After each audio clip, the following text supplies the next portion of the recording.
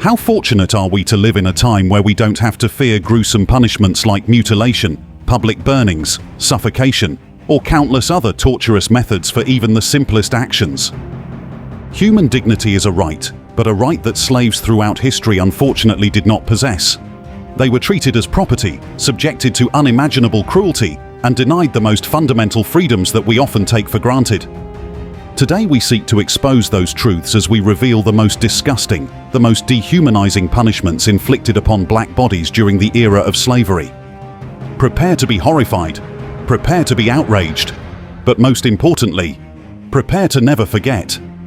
I must warn you though, the knowledge you're about to learn is quite disturbing, so please take caution. That said, here are 10 of the most disgusting punishments for blacks during slavery. Number 1. Whipping and salting.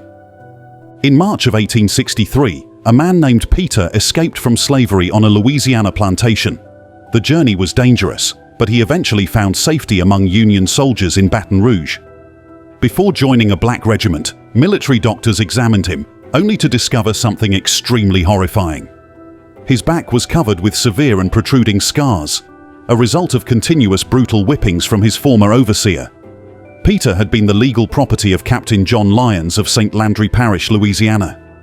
It's even more disturbing when you consider that the slaveholder not only ran his plantation in what might seem like a place associated with purity and holiness, but also owned 38 slaves at that time. Who knows what else he did, or permitted his slave overseers to do, to all of them.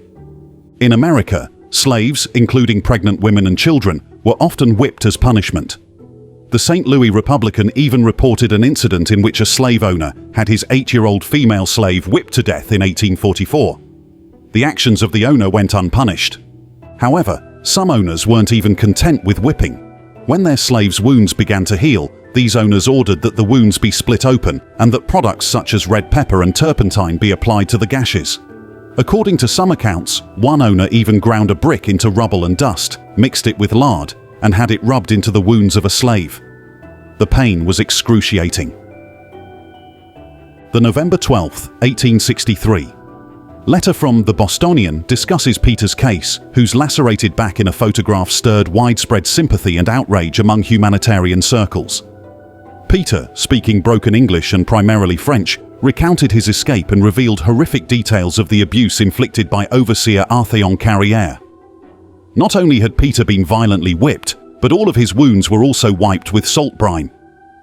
This practice of whipping and salting of wounds, along with other torturous methods like turpentine and hot pepper juice, was sadly common among enslaved individuals punished for various reasons deemed appropriate by their overseers or owners. Unfortunately, some slaves even got whipped even when they did nothing wrong to their masters. In order to prevent any potential defiance, slave owners may sometimes whip their slaves before any offense was even committed. This was seen as a way to break their spirit and prevent future transgressions. Number 2. Mutilation. The mutilation of slaves was another cruel act often implemented under the guise of punishment or even allegedly done for the slave's personal well-being. However, historical records reveal that such acts were far more about brutality than rehabilitation. For instance, Captain Philippe Eloit was known to break the teeth of female slaves deemed disobedient, only demonstrating the horrific lengths to which slave owners would go to exert control. Mutilation was often an equally horrifying fate as death itself. During the Middle Passage, ship captains would resort to beheading recaptured slaves who attempted to escape, using their gruesome deaths as a warning to others. And in the harsh conditions of sugar plantations, slaves who succumbed to exhaustion and fell asleep in the mill might have a limb cut off as an example to other slaves of the dangers of falling asleep on the job. But even those practices were not nearly as horrendous as other instances. Moses Roper, who had lived as a slave in Carolinas and Georgia, recalls in his narrative that his master poured tar on his head and face and set him on fire before clamping the fingers of his hand in a vice, removing his fingernails and having another man smash his toes with a sledgehammer. Roper survived to tell the tale, but not everyone is as lucky. Number 3. Tying and burning in hot grease. Born in 1813, Harriet Jacobs was frequently the victim of brutal violence from her master. Fortunately, she was able to escape slavery and wrote about her experiences. In her book called Incidents in the Life of a Slave Girl, She tells of a slaveholder called Mr. Litch. He was a very wealthy man who had 600 slaves. Various forms of punishment were inflicted on those slaves. However, according to Harriet, a common punishment employed was to tie a rope around the slave's body and suspend him from the ground. A fire was kindled beneath them, with a piece of fat pork suspended above. As the pork cooked, scalding drops of fat continually fell on the bare flesh, causing continuous and extreme pain. Knowing that Mr. Litch had hundreds of slaves, who knows how many of them had to endure this awful torture? Number 4. Hogs Head.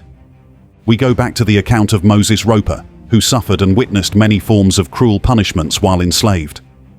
Having been in the habit of going over many slave states with his master, Roper had many opportunities of witnessing the harsh treatment adopted by masters towards their slaves.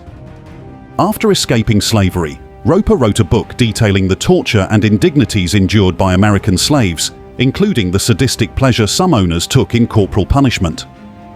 According to Roper, there was a slaveholder who went by the name of Colonel McQuiller. This man would hammer nails into a large barrel, typically known as Hogs Head, and leave the nail points protruding inside. The slaves were then stuffed into these barrels and rolled down long, steep hills while the owner and other slaves watched. With this torturous punishment, the man was able to kill 7 of his slaves. Roper states that this form of punishment was first adopted by a man named Mr. Perry and had been adopted by several other slaveholders thereafter. Number 5. The Virginia Play. Escaped slave. William Wells Brown discussed a certain form of punishment he encountered in Virginia. During slavery, Brown was hired out to Major Freeland, a violent and abusive man. Working in Major Freeland's household, which doubled as a public house, meant enduring constant threats and physical abuse. The Major's fits of anger often escalated to throwing chairs at his servants. However, the Major's preferred method of discipline involved tying them up and subjecting them to brutal whippings in a smokehouse.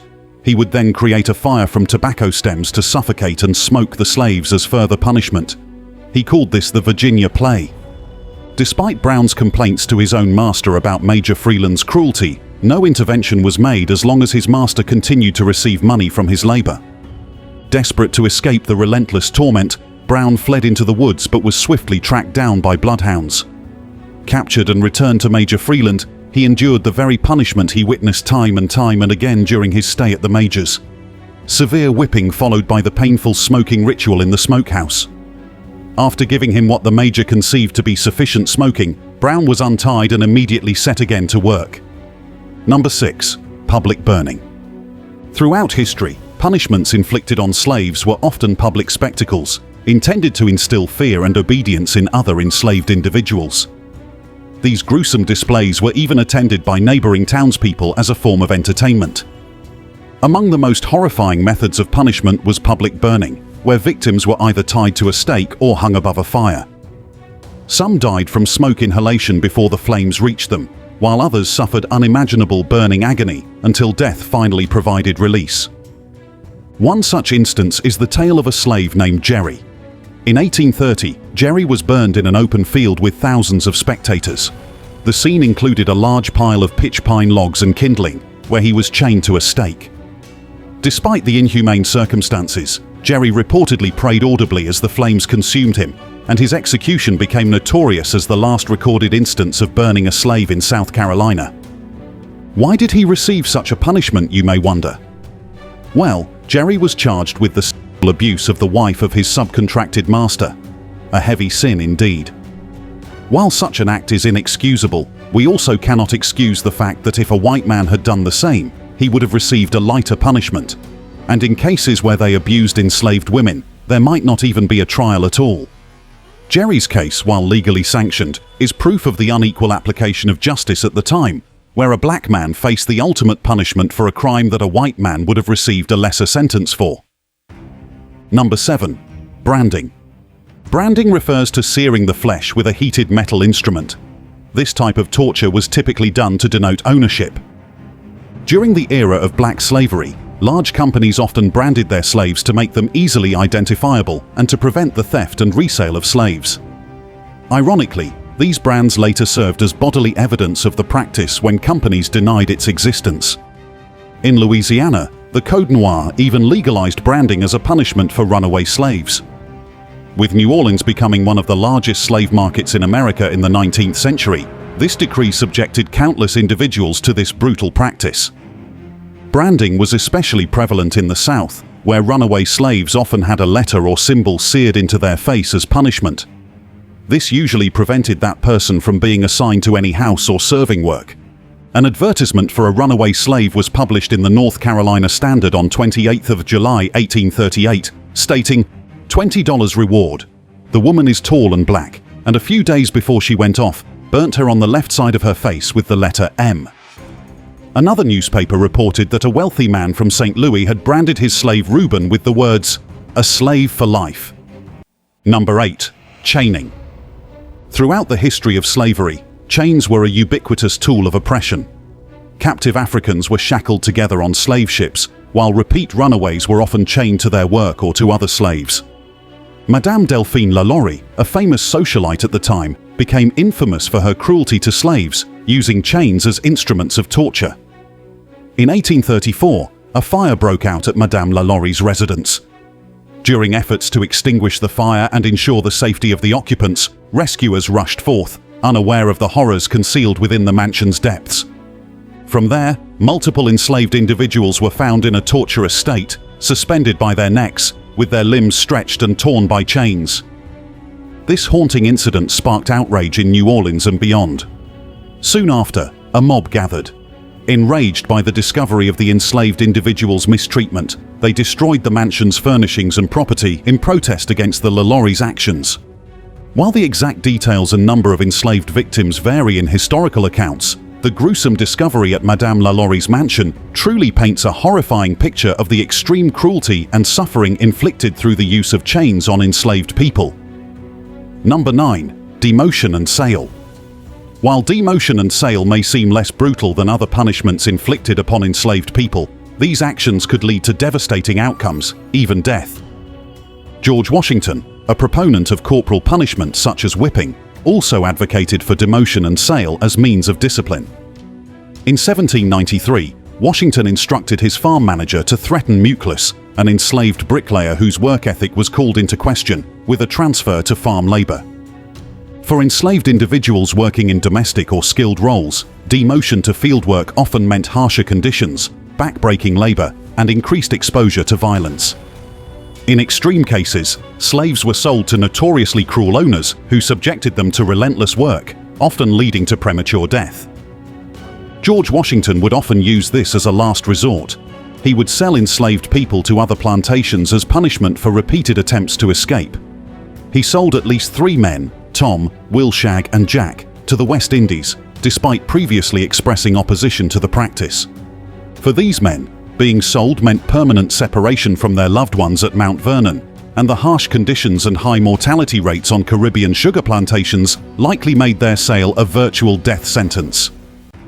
Number 10. Forced reproduction. Slaves often endured severe sexual abuse without legal protections in place. Pregnant women resulting from such abuse rarely received medical care or special treatment.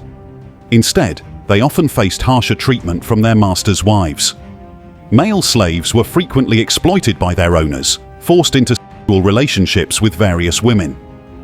After the U.S. Act prohibiting importation of slaves took effect in 1808, the South faced a shortage of slaves, leading to a booming internal slave market. This increased demand for slaves, with individuals often bought and sold based on their ability to bear children. Consequently, slaves were forced to reproduce with other slaves to increase offspring. While there were slaves who typically had some say in choosing their partners, historical records indicate many instances where matches were made by the slaveholders based on physical traits. There were also instances where the slaveholders would forcibly turn female slaves into their mistresses and have children with them. A well-known example of this is the case of Thomas Jefferson and Sally Hemings. Sally Hemings was a mixed-race enslaved woman who was owned by Thomas Jefferson, the 3rd President of the United States. Despite having a white father, Sally was born into slavery because her mother was enslaved. This was a common occurrence, as the law dictated that a child's status followed that of their mother, regardless of the father's race or social standing. Thomas Jefferson had a long-term relationship with Sally, resulting in several children. Historical records suggest that this relationship began when Sally was a teenager and continued for many years. The power dynamic between Jefferson as a master and Hemmings as his slave made it impossible for her to refuse his advances or decisions regarding her reproductive choices. We've just explored some of the most horrifying punishments inflicted on black slaves during the era of slavery. Although it's a painful subject, we must remember and acknowledge the suffering endured during slavery to ensure such atrocities never happen again. By understanding our past, we can continue to value every human life with the dignity and respect it deserves. If this video opened your eyes or touched your heart in any way, please hit that like button and share it to spread awareness. Are there more details you'd like to share? Leave a comment below and let's keep the conversation going. We encourage you to subscribe so you can always be part of these insightful discussions. Together, we can honor the past, strive for a better present, and build a more just future for everyone.